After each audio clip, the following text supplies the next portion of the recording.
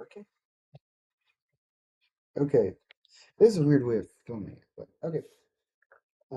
Sorry. So here's my thingies. Okay. All right. Um, howdy, I'm Michael Campbell. I'm going to be talking about actions that university officials can do while just wrapping up the video.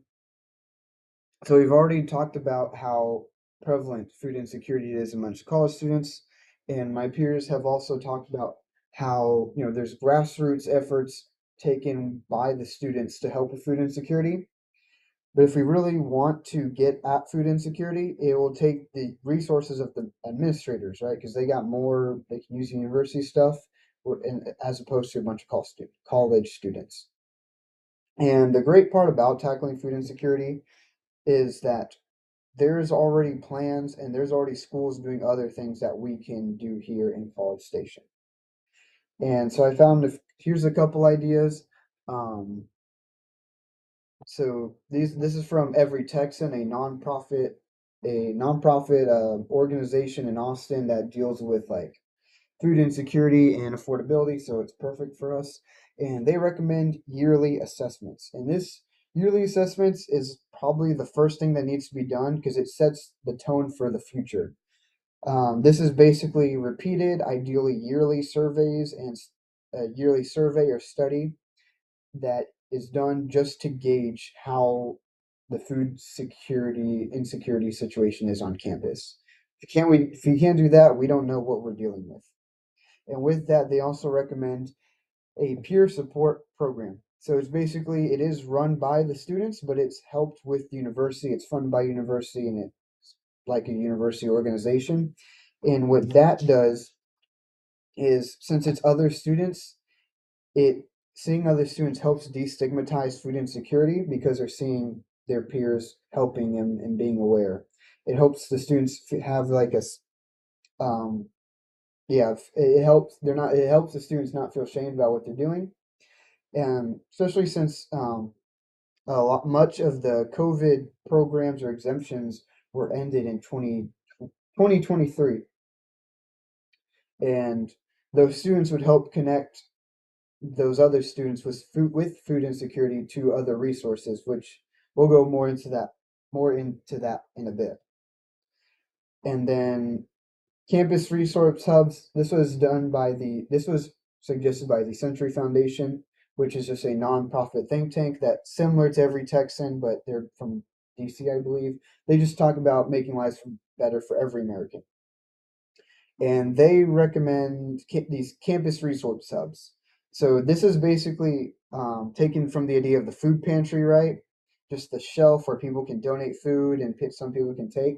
The problem with food pantries is they get neglected, right?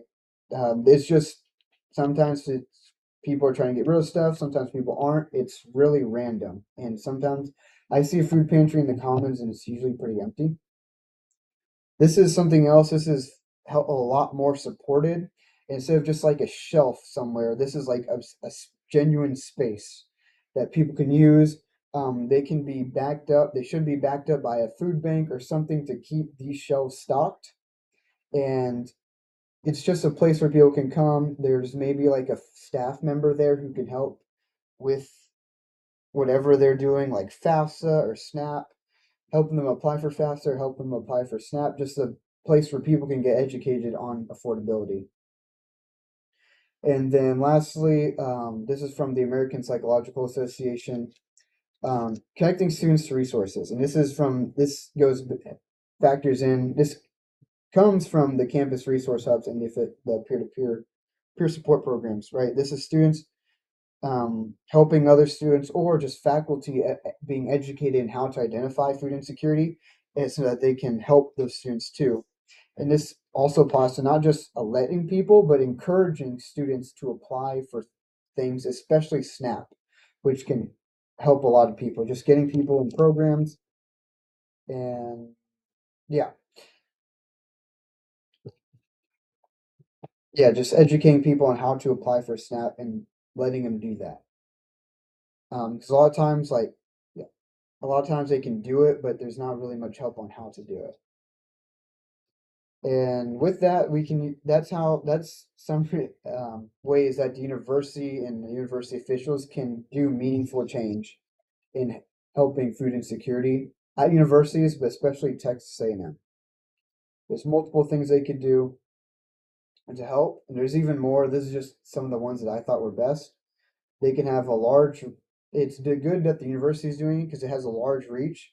And if the university really wants to call itself a force for good, this is probably the premier way on how to do that. I can switch on the tab. Go back. Okay. And now this is the conclusion. Just going to wrap up this video. So we saw how things that university officials need to like look at and how prevalent insecurity is on campus. There's tons of grassroots just organizations run by the students, and then there are tons of meal plans need to be structured to reflect how the food needs of our students. And then lastly, like university officials do need to do more to help food insecurity.